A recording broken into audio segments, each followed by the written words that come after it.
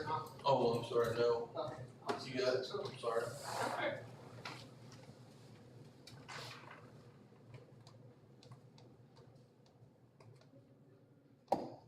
We're going to go ahead and call this work session for September 19th, 2023 to order. Lisa, will you please take roll? Tim Van Hookey, Here. Edwin Wolhoff, Melissa Guns, Here. Katie Harrington, Matthew Wells. Here. If you will, please rise for the Pledge of Allegiance. I pledge allegiance to the flag of the United States of America and to the republic for which it stands, one nation, under God, indivisible, with liberty and justice for all.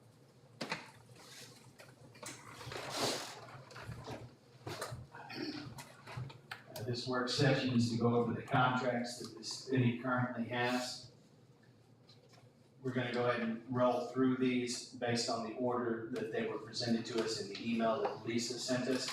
So the first one will be the Agreement of Understanding, AOU, between the county and the city.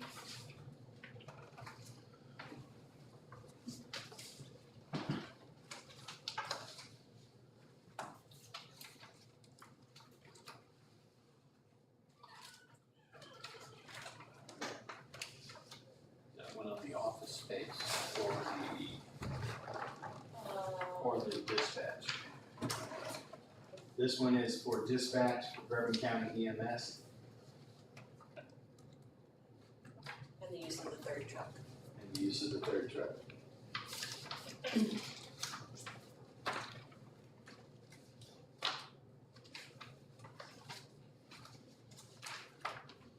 Brad, on this agreement, did you have anything you wanted to chime in on or anything you wanted to point out? No, on this one, I feel we're comfortable with this one. So we're comfortable with the amount that they're giving us every month. And just so everyone's aware, there, I believe, none of these are current. These are the ones we have on record. We have not updated or signed them. No. So this one was from May 1st, 2023. And it ended May 1st, 2023. It says 2022, Sorry, ended May 1st of 2023. correct. Okay.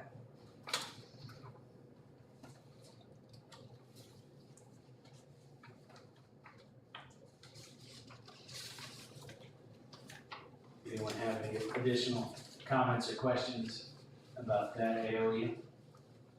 I think this one is pretty straightforward. There's another one that didn't you tell us there was another one, Brad, about dispatch?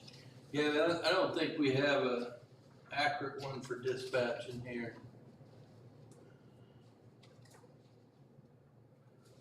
So I don't see it. Yeah, in the contracts that we were emailed, there was nothing about dispatch. The only one was a 911, but I believe that was for, The lease agreement, correct. Yeah, it's fine. That So- one is- Which contract is the one that we're getting rocks for from the county instead of? that, I believe that would be part of the dispatch, which we do not currently have a contract for, So that's from my understanding. if we could find that to be able to go through it some other time, I think we need to take a look at that one. That's one we need to look at pretty hard. I would make sure that we are getting, the city is getting an equitable exchange of goods and services. Cinder Rocks. Yeah. Like Charlie Brown. Well, I mean, if rocks is an efficient amount to cover the services that we're providing, it's a fair trade. I agree that it's one that should be reviewed. So, I'm sorry, No, go ahead, sir. for the EMS, my recommendation just would to update the year. We can't vote on anything because it's just a work session, but. Right. All right, the next one in the list of what we were given would have been charter ordinance number 34. Had to deal with the transient guest tax and the establishment of the tourism board. That was all just in cooperation with the Ready information. That was all the transitions with Ready. Okay. So that's just all to be considered with that packet. It was, I took the file that we have that's current and that's what was This was in that file as well. correct. Okay. And that's because we had at one time established that the tourism was moving underneath Ready, and then we found that not to be conducive. There's been many transitions, it looks like. I have several questions about this one. About the charter ordinance or the interjurisdictional agreement. About the agreement. Okay. Go ahead. So first off, we don't have a current contract with Ready. Correct. And we haven't had a contract with Ready for the entire past year. Correct. However, I know we've been paying Ready because I've seen it in the budgets that we're asked to approve. I have questions about what we're paying for, because we're not invoiced for specific things. So I have questions about that. So I guess before I ask any of the rest of my questions when it comes to this contract is, are we considering contracting with Ready again for another year? Or are we going to keep our economic development funds within the city and then allow contractors to work with us? Because I know there's more than one agency in town that does similar economic development work. Are we going to treat those entities like contractors, just like we would any other business in town? Which other organizations do economic development? Well, off the top of my head, HBCAT. Okay. Or HBCAT. And I believe, as far as the grant writing goes, we have SEK and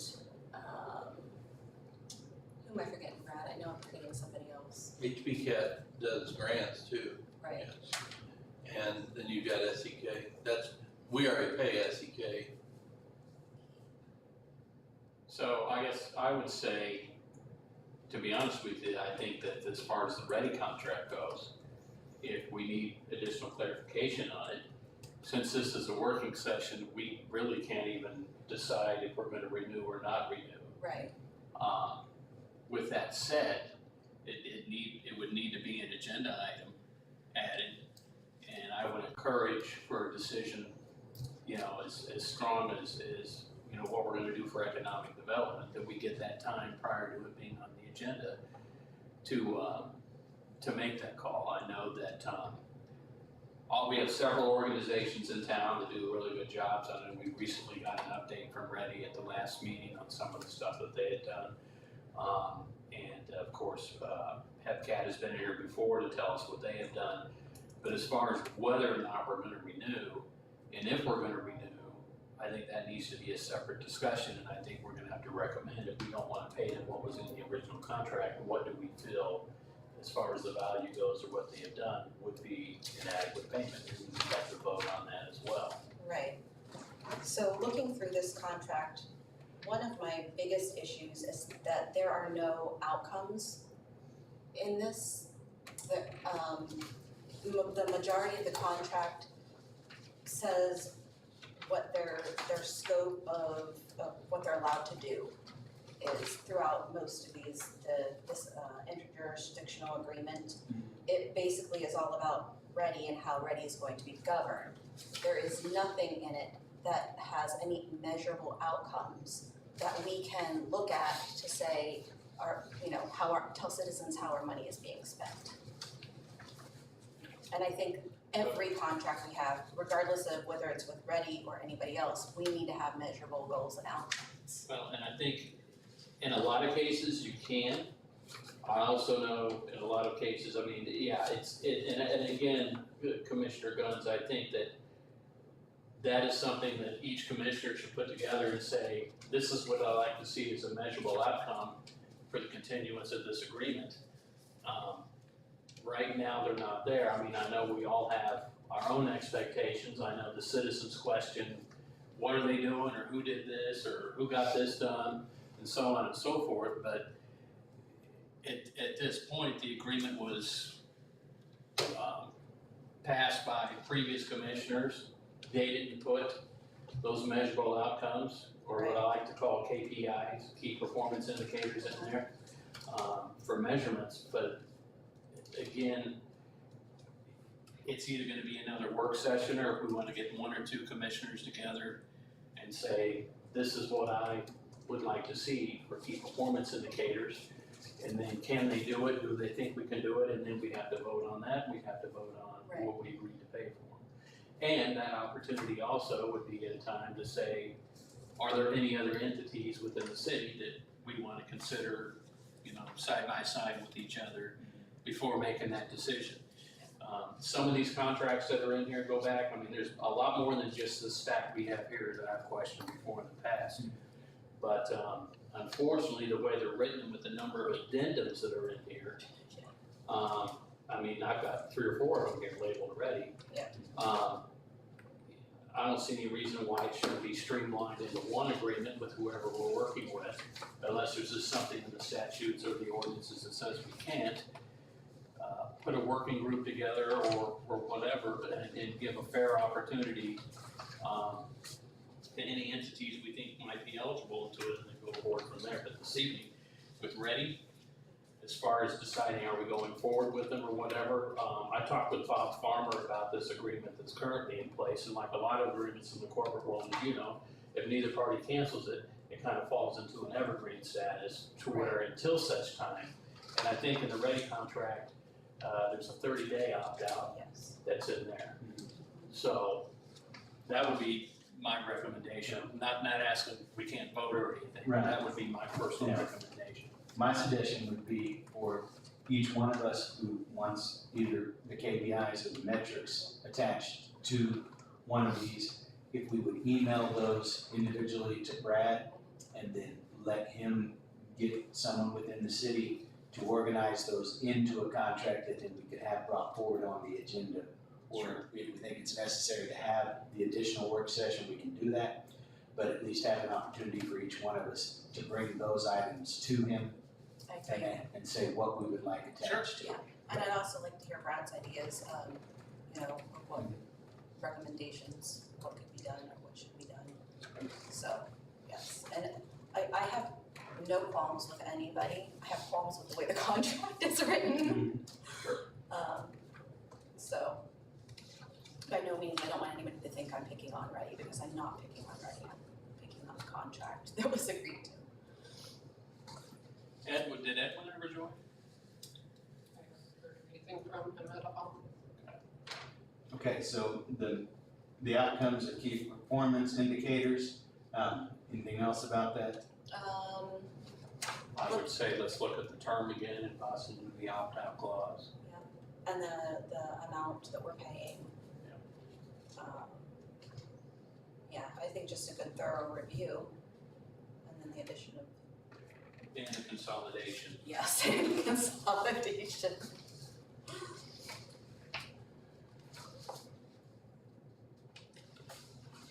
Any input from you, Brad?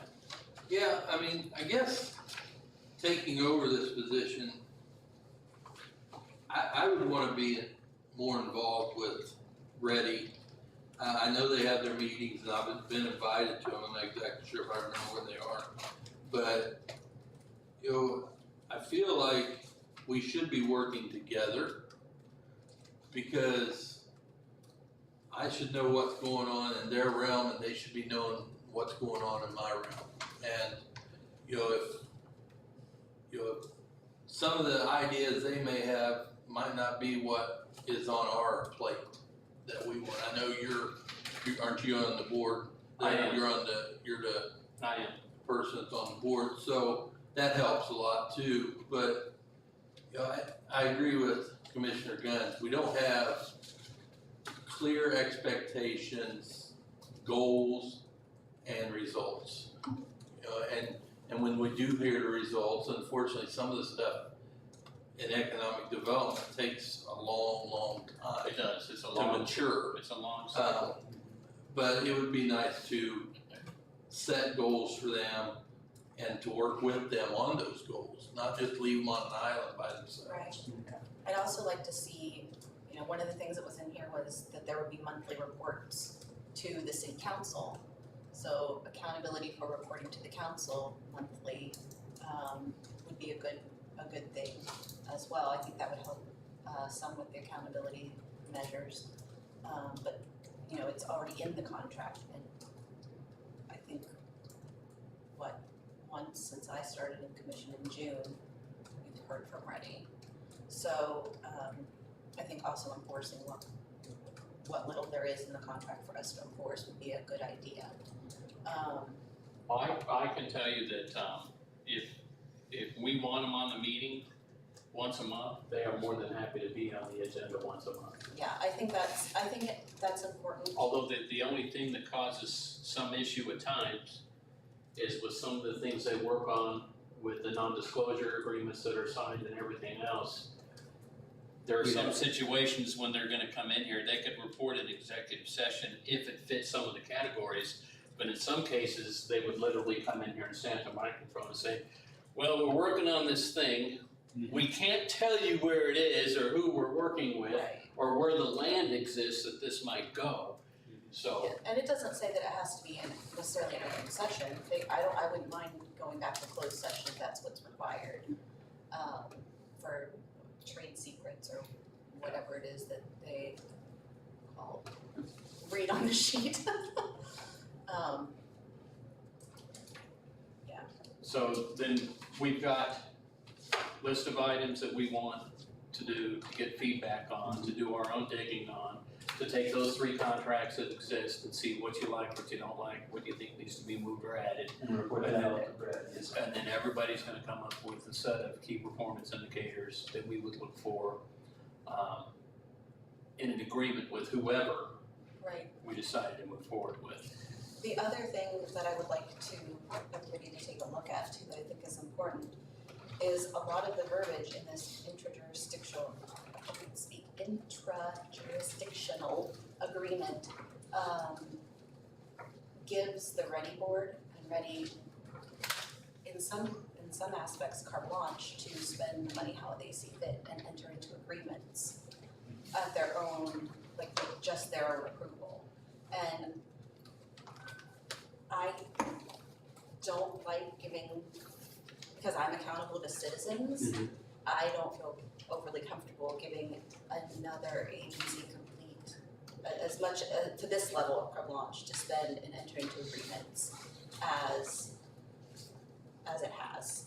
Okay, now one thing I do know that they can't provide, because we do go through it in our monthly meetings, is they have the ability to provide each of us with expenditures by month, by year, what it went to, what it was done. And I have sat through those meetings, and actually one of the longer pieces of the Ready meetings is going through the financials and where the money has gone to. And to this point, not saying I will down the road, but to this point, I haven't seen anything that stood out as an extravagant purchase or something that wasn't necessarily needed for what they did. If that changes, absolutely, I would address it, but I mean, I can request, or we can request that Ready send copies of those financial reports to And the city. I think that should be standard, because I have, you know, if a citizen says, well, what are you paying them for? I need to be able to say, this is what I'm paying them for, if it's something that we can talk about. Or say whatever we're paying for falls within appropriate standards for what we're trying to achieve.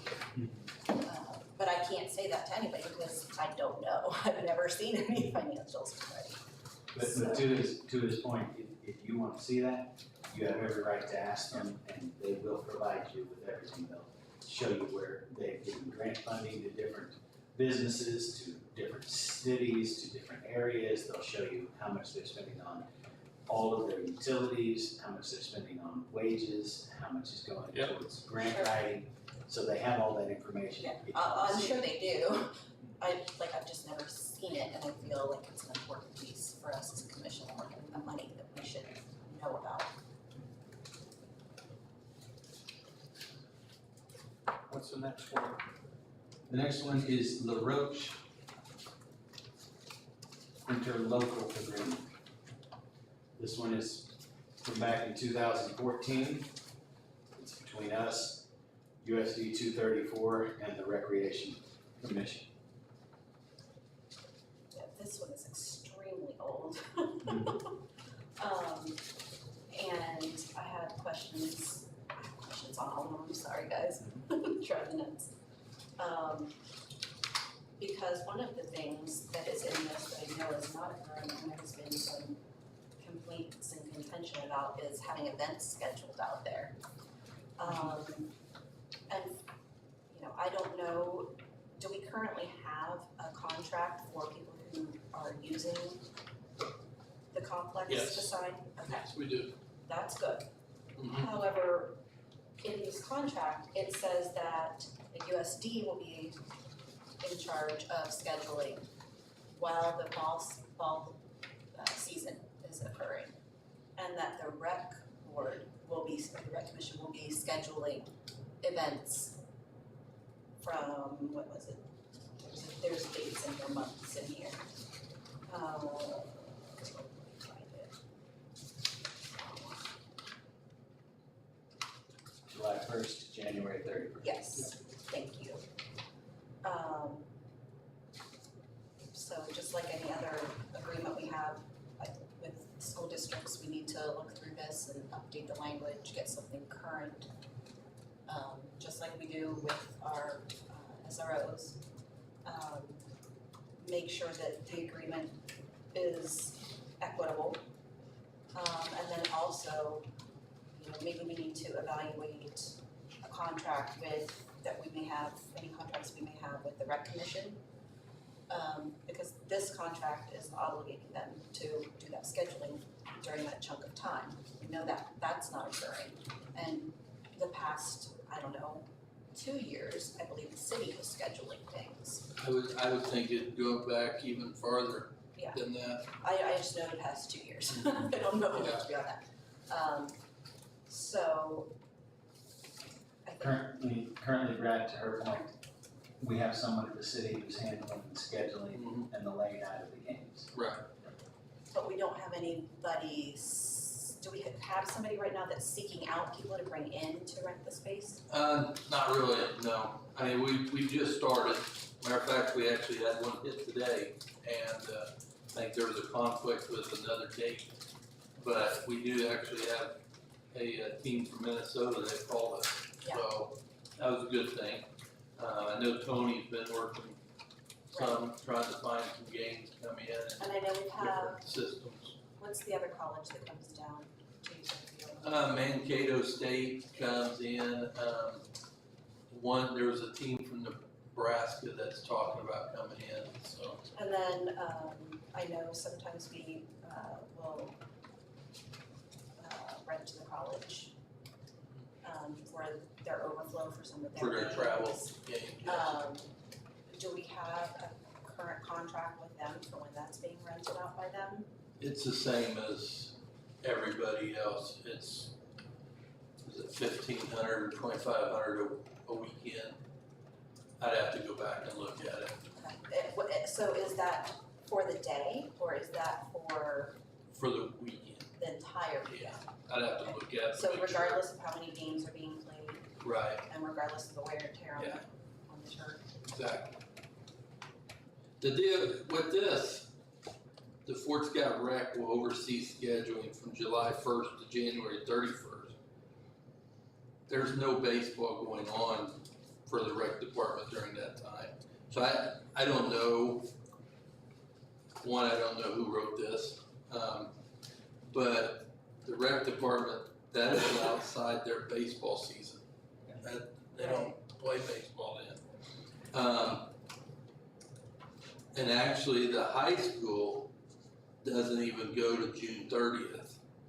So I would like to take this contract and work with Destry Brown, and possibly Jeff Del Torre, who's the athletic director, and Lucas, who is over the rec department, and see if we can come up with a better type of MOU, if we wanna call it that, to where, the high school wouldn't need it till June 30th because state baseball's over by the end of May.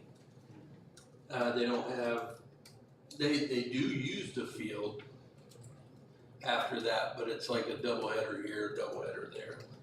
But they don't have tournaments there much anymore. Right, I know they use it for practices sometimes. Yeah. But even those need to be on a schedule somewhere, I would think, so that we know what's going on out there. Alright, so that's the interlocal agreement. The next one was the MOU. Again, between the USD 234 and the city.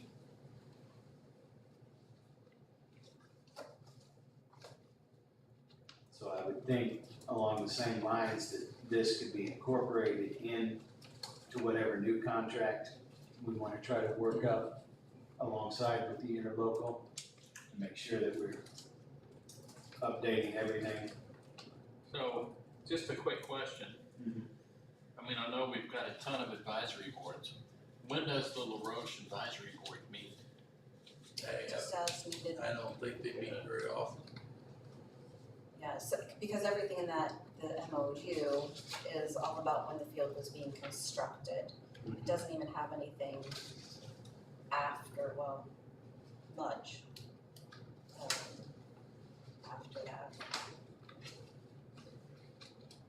It's just some language, about what will happen with it later on, if it's ever up for sale, different things like this. Or question number two, who is on the LaRoche advisory board? Lisa? When Doug met with them, it was Adam LaRoche and his wife, the gentleman from the school district, what is his name? Bellator. Delatorre, I believe, was there, and then Doug was the city representative. So I think that was everybody. Don't mark my words for it, Yeah. but I'm 90% sure that was who was present. So it's funny, 7 years I've never remember seeing See a LaRoche that advisory advisory board? meeting. Yeah. We still have, according to the MOU, we still have approximately 13 years left on it, depending on what date we use for the beginning of it. All right, the next one we'll look at is the lease agreement between Bourbon County and the city. This is for the dispatch center. This lease runs through 2031, June 1st.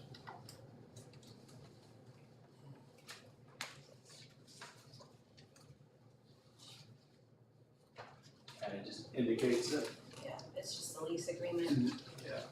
We had no problems with that. Talked to Brad about that one beforehand, and everything was, Alright, next one will be the MOU for the IT shared services that we have with the county.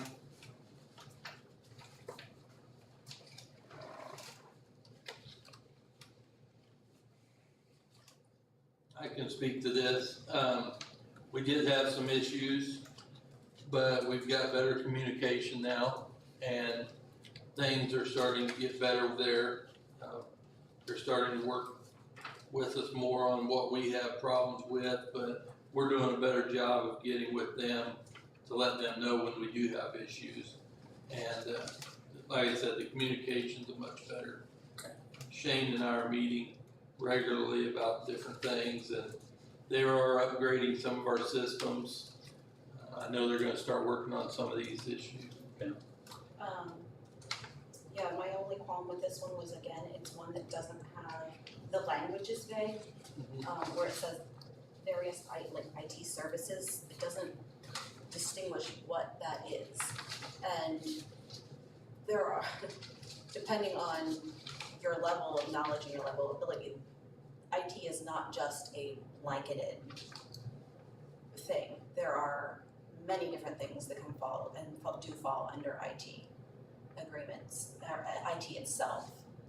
So I would like some of those measures to be in there, a little more descriptive and a little more clear cut. What are when you say IT services, what does that mean for this agreement? I can get with them. It'd be better coming from him, from Shane, cause he has the knowledge of it. Also, we don't just get Shane, I mean, Jimmy comes over here and helps out with stuff, so. Jimmy comes over and works. Yeah, my question on the wording of the MOU is, since we are actually doing this agreement between the city and Bourbon County, I would think we want to change some of the verbiage in here and remove the name Mr. Walker and say the county IT administrator. I agree. Because they call it out by Shane Walker or Mr. Walker several times. And, you know, if he moves on, there'll be somebody else there. I'd like to hope the agreement would continue without his name. I agree. Now, so when they contract with Mr. Walker, doesn't he have a company name that they use for their IT services? Not within the county. Not within the county. As far as my understanding is, he is the C something O, what is his title? CIO, Chief Information Officer for the county. Okay, And so, so they're contracting with him directly as an individual and not his company. Correct, yeah. No, at least that's my understanding. Now, his company does do work for other people outside of what he does for the county and the city, but But since this is agreement is with between the county and the city, and he's the representative of the county, Yes, sir. I think we should remove his name and say the county IT administrator.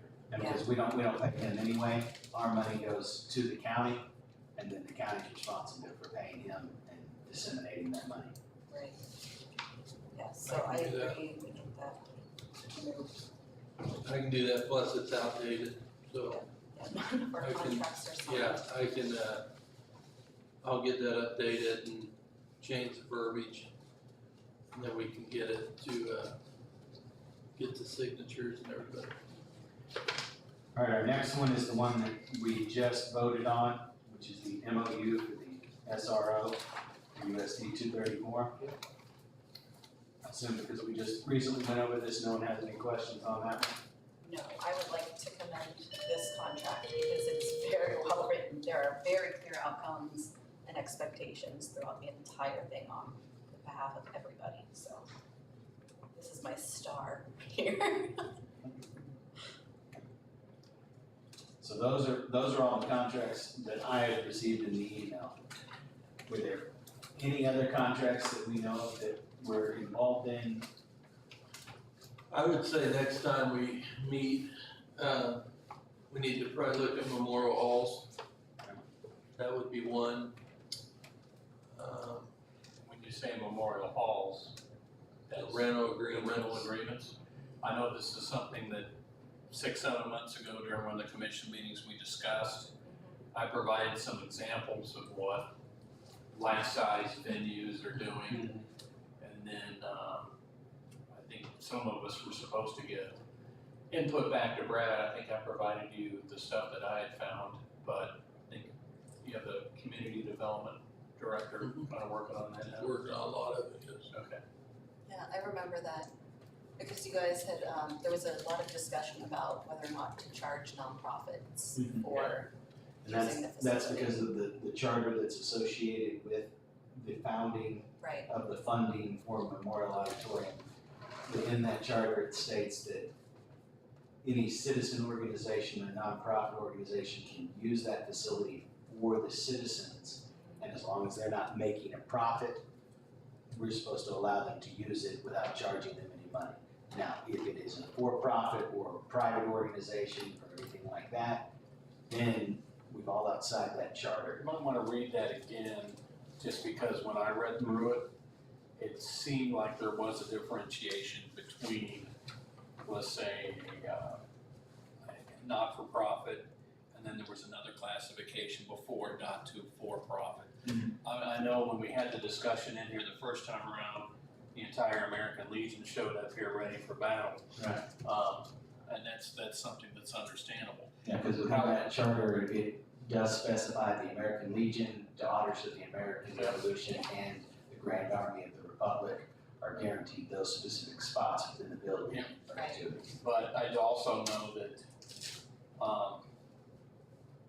gotta come up with something for some of these events for a few reasons. Number one, places gotta be maintained and cleaned up. Yep. Number two, city resources are being used while it's open, depending on the type of event or venue that's going on in there. Number three, wear and tear.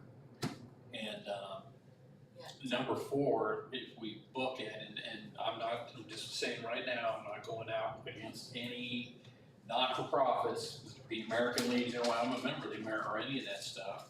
But we gotta be careful. I mean, right now, only certain people are using it, and that's good that it's being used. But what if we do get to a point where we actually have for-profits, where we can make some decent money, but we've got so many dates booked out, it's not available? Right. Well, and we know that that building is not up to current codes. And so are the people that are having these events getting event insurance? Because if they don't have event insurance, even if it's a fundraising activity, the city could be held liable. You know, so we need to just do a little checking to make sure.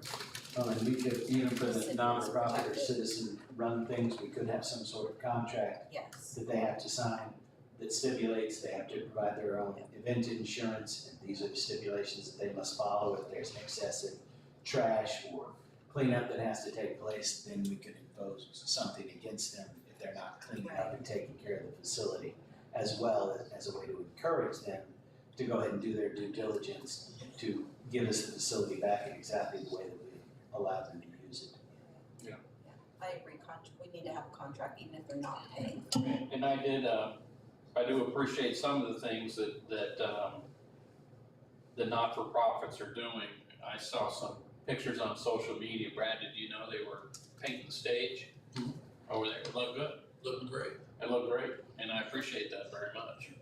And like I said, I'm not trying to do anything, but again, the building, if it keeps getting used, it's gonna keep getting worn down, and then we've gotta clean it up, we've gotta maintain it and everything else that's in there. So I think bottom line, just having a set of rules, standards, requirements, insurance coverage, things like that, will be a step in the right direction along the way. Then depending on whether or not we decide there'll be a fee and what type of fee will be established based on who's using it is something that we can look at as well. I appreciate being able to use Memorial Hall. We have the recently created Bourbon County Community Theater, because we're working on bringing community theater back to Fort Scott, and our monthly meetings are held there. So, which next time will be in the basement so that they don't have to heat them or cool the whole area upstairs. But I really appreciate having that opportunity, because as a nonprofit and just, or an entity that's just getting started and not having a lot of funds, we couldn't afford to pay to rent a space right now. I would also, like to bring up dispatch. We need to look at that contract. I know we looked at some of the stuff, but we need to look at dispatch on its own, because it's outdated also. So, we'll look what we've got with dispatch and send it to you so you can have time to look at it, and study it, and ask questions. And then we'll also have the tourism criteria, tourism grant criteria, I guess it's what we kind of called it, for like if somebody comes in requesting funding from the city, we'll have a criteria. That would be something else we need to look at as some kind of contract. Yeah, we discussed that last week. But I'm glad we did go over the attorney contract. Well, we did. That's why you should be here for this stuff.